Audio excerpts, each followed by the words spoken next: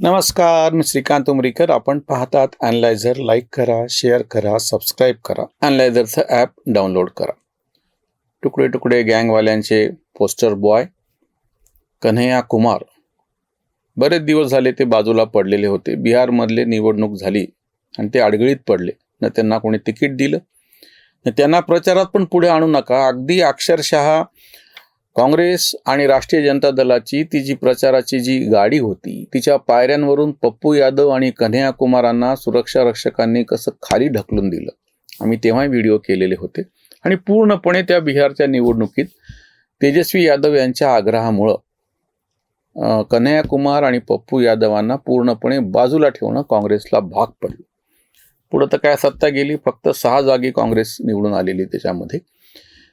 हे असं कन्हैया कुमार नावाचं पार्सल जे प्रत्यक्ष बिहारमध्ये चालत नव्हतं. त्याआधी लोकसभेच्या निवडणुकीची मी आठवण करून देतो.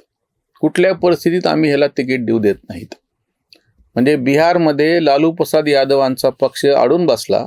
कोणासाठी? कन्हैया कुमारच्या विरोधासाठी. म्हणजे कन्हैया कुमार आम्हाला इथे चालणार नाही बिहारमध्ये. पप्पू यादवांनी त्यांचं ते काय बघायचं ते बघितलं, पण इकडे कन्हैया कुमारच्या वरती त्यांनी हे केलं. मग शेवटी त्यांनी त्याला उचललं आणि त्याला दिल्लीत टाकलं. तुम्ही हे बाहेरचं पार्सल आमच्याकडं का आणलं नाही म्हणून दिल्लीचे काँग्रेस सगळे लोक नाराज झाले. तेव्हाचे दिल्ली काँग्रेसचे प्रदेशाध्यक्ष अरविंद कुमार लवली यांनी राजीनामा दिला आणि ते भाजपमध्ये निघून गेले.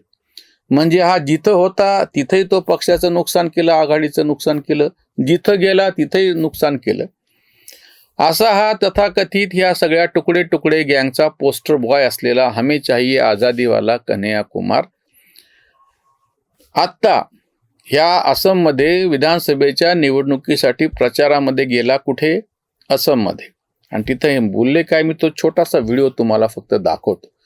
रोहिंग्या आणि घुसखोरांचा फार मोठा गंभीर विषय आसाममध्ये आहे. आम्ही यापूर्वीच्याही व्हिडिओमध्ये प्रदीप सिंग आपका अखबारवाले त्यांच्या एका व्हिडिओचा हवाला देऊन मागच्या व्हिडिओत मी सगळं सांगितलं होतं की आसाममध्ये घुसखोरांचा प्रश्न किती गंभीर आहे आणि ह्या सगळ्यांना काढण्यासाठी सर्वोच्च न्यायालयाने पावलं उचललेली आहे. आणि ते घुसपैठी या शब्द वापरून म्हणजे विषय कुठला चालला. एक तर CA-NRCच्या वेळेस सुद्धा या सगळ्या लोकांनी खोटारडेपणा केला होता शाहीन बागमध्ये. तेव्हा हे सगळे डफली वाजवत समोर आलेले होते. त्याच्यानंतर आता जेव्हा याच आसाममध्ये घुसपैठिया हा विषय गंभीर होऊन बसलेला आहे. SIRच्या प्रक्रियेमध्ये किती नावं कटली आणि काय हे सगळं समोर आहे. आणि आताही फार मोठ्या प्रमाणामध्ये त्याच्या विरोधामध्ये एक अतिशय कडक अशी कारवाई हेमंत बिस्व शर्मासारख्या सरकार मुख्यमंत्री असलेल्यांनी केलेली आहे.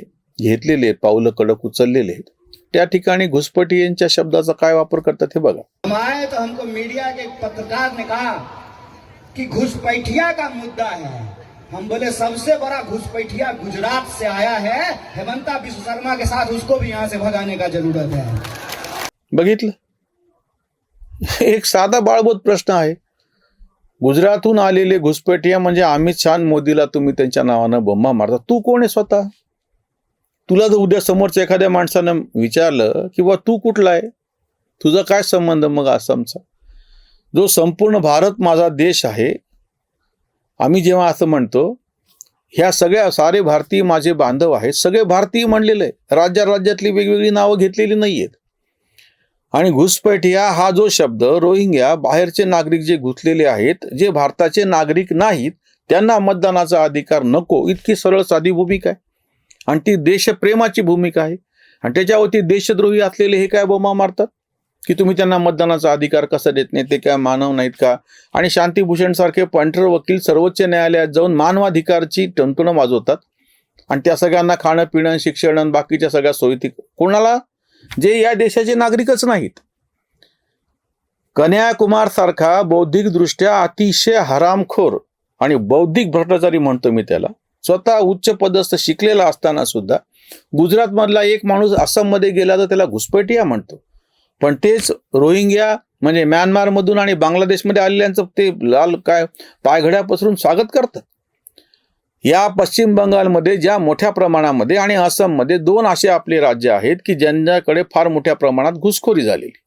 आणि त्या घुसखोरीमुळे त्यांची तिथली सगळी कायदा आणि सुव्यवस्था असो, बाकीची प्रशासनाची व्यवस्था असो, लोककल्याणकारी योजना असो, या सगळ्या गोष्टी संकटात कशा आलेल्या आहेत ह्याचे पुरावे प्रत्यक्ष न्यायालयात आलेले, न्यायालयानं ते मंजूर केलेले आहेत.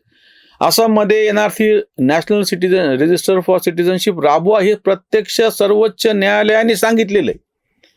आणि त्याच आसाममध्ये जाऊन हा बौद्धिक भ्रष्टाचारी, मी तर त्याला बौद्धिक म्हणजे अर्बन नक्षलच आहेत हे सगळे, आणि हे काय घोषणा देतात, गुजरातमधून आलेले घुसपैठिया. तुम्ही कोण आहे स्वतः आणि कुठून आलेले तुम्ही? राहुल गांधी कुठून आलेले? तिथे गेल्याच्या नंतर जर त्यांनी उद्या भाषणं देत असताना त्यांना काय म्हणायला पाहिजे होतं? म्हणजे काँग्रेसमध्ये काय चाललंय का एकापेक्षा एक. आत्ताच त्या पवन खेडानी ज्या पद्धतीने किती पद्धतीचे पासपोर्ट त्यांच्याकडे आहेत वेगवेगळ्या 3 देशाचे, आणि ते खोटं ठरलं म्हणून आता तोंड दाखवत लपत फिरायला लागलेत, समोर पण त्याला येता येत नाहीये, अंडरग्राऊंड झालेले आहेत. कशामुळं? या ना ठामठोकपणे समोर. हा सूर्य आणि हा जयेंद्र, ते सगळं समजा ते सुदर्शन चक्र काढल्याच्या नंतर सूर्य झाकलेला होता आणि सत्य तेजाने तळपावं आणि भीतभीत जयेंद्रथाने इकडे तिकडे पळावं, तसे त्या पवन खेडाची अवस्था होऊन बसलेली. तुमच्याच काँग्रेसचा नेता आहे ना कन्याकुमारांना हे माहिती नाही, जो स्वतः तिथं घुसखोर म्हणून गेला बाहेरचा, म्हणजे बाहेरच्या राज्यातला, आणि तो तिथल्या मुख्यमंत्र्याच्या पत्नीकडे 3 देशाचे पासपोर्ट कसे आहेत म्हणून सांगतो खोटं, आणि जेव्हा ते सिद्ध करता येत नाही तेव्हा पळत राहतो इकडून तिकडं. तुम्ही पळायला लागलात आणि तुम्ही प्रत्यक्ष प्रचारासाठी आलेला, ज्यांचा तो संविधानिक हक्क आहे. भारतातला कुठलाही माणूस कुठूनही उभा राहू शकतो, निवडणूक लढवू शकतो. कुठेही निवडणूक लढवण्यासाठी तू तिथलाच तुझा पत्ता असला पाहिजे याची गरज नाही. हे कन्हैयाकुमार सारखे भंकस काय तुम्हाला मी सांगतो. आज ज्या काँग्रेसची त्यांनी तळी उचलून धरलेली, आधी हा कम्युनिस्ट होता, हा अचानक उडी मारून काँग्रेसमध्ये गेला, ठीक आहे, आपण ते पण एक बाजूला ठेवू. हा कुठे बोलतोय? आसाममध्ये. तुमच्यापैकी ज्यांना आठवत नाही त्यांना मी मुद्दाम आठवण करून देतो. महान पंतप्रधान मनमोहन जे होते, सोनियाच्या बोटाच्या तालावरती जे नाचायचे, ते कुठून खासदार होते हो? मनमोहन सिंग नाव तर तुम्हाला माहिती आहे, शीख आहेत ते, पगडी घालायचे पुन्हा, तथाकथित पुरोगामी असताना सुद्धा त्यांनी पगडी सोडली नाही, पण त्याच्याबद्दल कोणी बोलत नाही. आणि तिकडे योगी आदित्यनाथ यांनी भगवी कफनी की ज्यांनी अधिकृतरित्या संन्यास घेतलेला आहे त्याच्या नावानं बोंब करतात किंवा मुद्दाम त्यांचं जुनं नाव घेतात हे बदमाश. मग ह्यांनी कधी असं म्हणले नाहीत की ते मनमोहन सिंग यांना की कशाला ती पगडी घालायची, सरळ साधे व्यवस्थित पगडी काढून कटिंग करून सादर राहावं, पुरोगामीत ना हे. बरं ते जाऊ द्या, हे मनमोहन सिंग कुठून खासदार होते राज्यसभेवर? लोकसभेवर ते कधी निवडून नाही आले. अरे पंजाब मधला असलेला हा माणूस, त्याचं आयुष्य गेलं राज्यसभेवरती, कुठून भरत होता? अर्धा हा आसाम मधून. ह्या बदमाशांनी तेव्हा त्याच्यासाठी एक आट असायची की तुमचं घर तिथं आहे का, तात्पुरतं एक घर यांच्या नावावर दाखवलं होतं आसाममध्ये. आणि त्या आसाममध्ये हा कन्हैयाकुमार कोणाला घुसपैठी म्हणतो?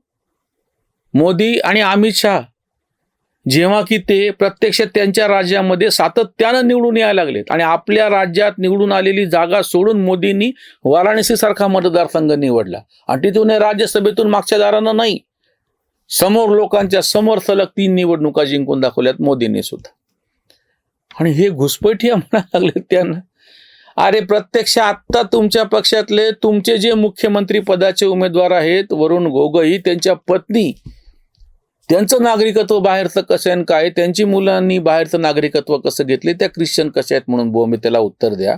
तुमचे पवन खेडा तिथं येऊन त्यांनी जी काय पद्धतीनं पायावर कुऱ्हाड नाही, कुऱ्हाडीवरती दंदन नाचून पाय हात सगळं तोडून घेतलेले ते पवन खेडा, ते राहुल गांधी की ज्यांच्या अजूनही नागरिकत्वाचा प्रश्न संशयास्पद आहे, आणि ते मनमोहन सिंग जे घुसखोर म्हणून आसाममध्ये आले होते, तिथून राज्यसभेत खोटी जागा दाखवली स्वतःच्या नावावरती आणि राज्यसभेवरती निवडून गेले, ते दिसत नाहीत तुम्हाला. आणि मोदी आणि अमित शहाना गुजरात से आए हुए घुसपैठिया म्हणतो.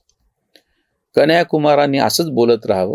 बऱ्याच दिवसानंतर ते असं काहीतरी बोलले, आम्हालाही व्हिडिओला विषय मिळाला, तुम्हालाही तेवढा विषय तो इंटरेस्टिंग वाटेल. जसं आपल्याकडं संजय राऊत आहेत, सकाळचा भोंगा, पवन खेडा आहेत, स्वतः राहुल गांधी एवढे मोठे पप्पू आहेत, हर्षवर्धन सपकाळ आहेत, आणि तिकडं आता हे कन्हैयाकुमार आहेत, ते अरविंद केजरीवाल आहे की ते तर प्रत्यक्ष उच्च न्यायालयामध्ये त्या न्यायाधीशांनाच भिडलेले आहेत, एकापेक्षा एक. बस एक ही उल्लू काफी है बर्बाद चमन को करने को, हर शाख पे उल्लू बैठा है अंजाम गुलिस्ता क्या होगा, तसं झालेलं आहे. हे विरोधी पक्ष म्हणजे अशी काही एक उल्लूची सगळी हे होऊन बसलेली आहे टोळी, एकच पुरेसा असताना इथं तर हर डाल पे उल्लू बैठा, हर शाख पे उल्लू बैठा आहे असं झालेलं आहे. इथेच थांबूयात. धन्यवाद. स्वधर्म जागृतीचा विधायक बुरुज Analyzer News.